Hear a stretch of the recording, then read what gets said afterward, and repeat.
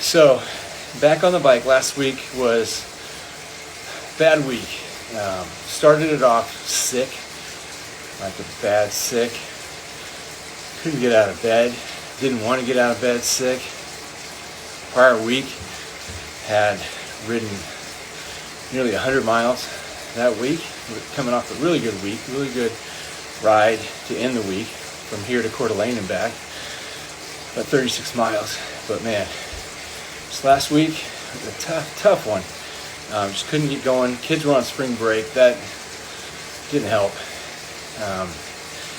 So my Wednesday hump day ride that I ride with everyone, starting at the bike hub in Spokane Valley, ended up taking my kids to a movie instead. But I mean, I would have rather been in a movie with my kids than riding my bike. I'm not going to see them for 2 months this summer, and that's the thing that I'm not looking forward to this summer on the ride. And then just the mental part of, powering through when you don't feel like it. That's life. I feel like this training, this ride is kind of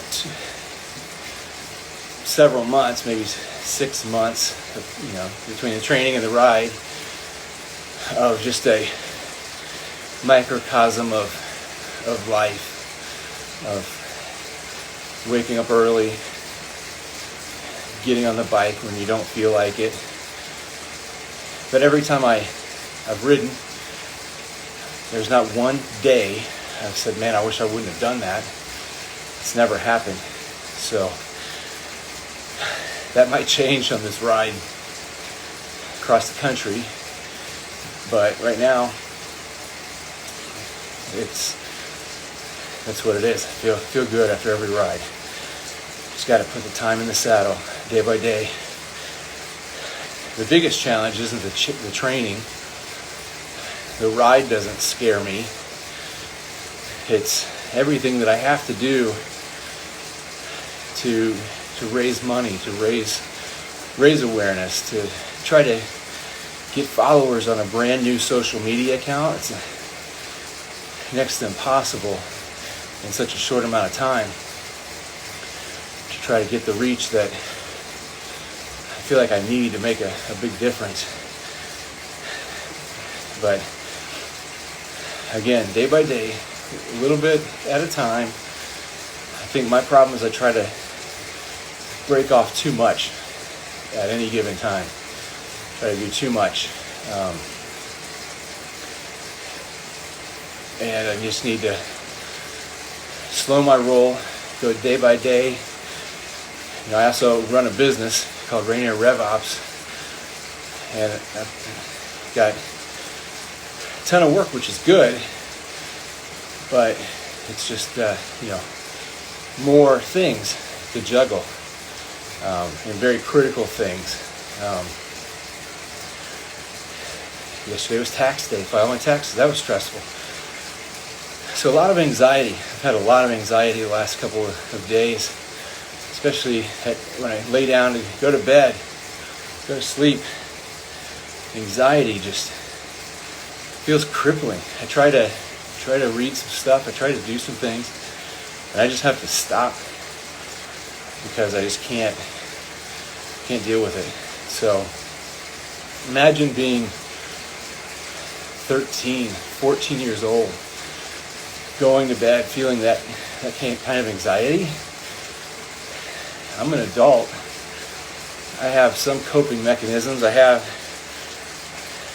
49 years of experience, life experience, to use as a baseline to know things will get better.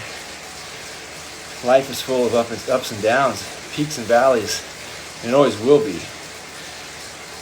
Nothing is going to be a smooth, straight line in life. And why would you want it to be? It's these challenges that make us stronger, that help us grow, that help us find that thing we feel like sometimes we've always been looking for.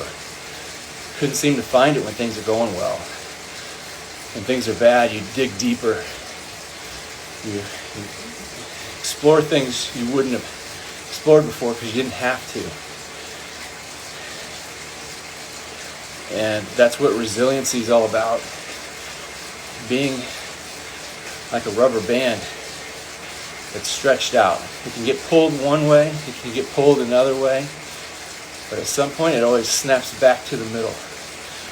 And that stable middle. But with life, we don't stay in the middle for very long.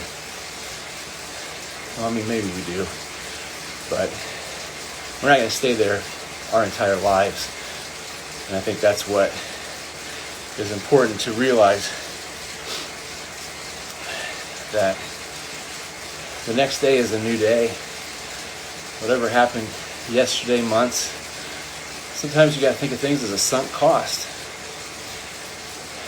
You know, if you're dealing with financial situations like I've had to do, it feels hopeless. Feels like you're in such a big hole, you'll never get out. And you won't in a day. You won't in a month. But each day, you can fill that hole in with one, couple shovelfuls of dirt at a time. And eventually, it'll be full, and if you keep going, you'll have a hill. You'll be able to see things much more clearly. But you only get one life. We all only have one life. We don't know how long it's going to be. And it can be hard to go through every day doing what feels like the same thing, doing work for someone else. It's when you discover that purpose, that reason for waking up in the morning to get on your bike to ride 2,800 miles to help the kids in our country who have been part of an unsanctioned experiment on their lives that has then been commissioned to continue. When we know the dangers, when we know what it's doing to our kids and the impact it can have on their future lives, that's why I'm doing what I'm doing. The adults have to step up, because the adults in our government aren't. And it's going to be up to us, you and me, parents, educators, people in the community who give a damn about what's going to happen in 20 years. What's going to happen to these kids in 20 years, their lives, which will impact all of us at some point.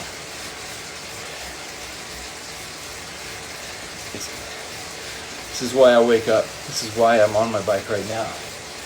This is why I'm doing what I'm doing. And I hope you'll join the journey, and I hope you'll join the mission. Follow me here on YouTube. As I get going, I'll be posting longer content on YouTube, and we'll be pulling things together at the end of everything, the end of the ride, to create kind of a mini documentary on the whole journey. But right now, just need to get as many people on board as I can. I'm the one doing the pedaling for you, for your kids, for my kids, their futures. Help me get the word out.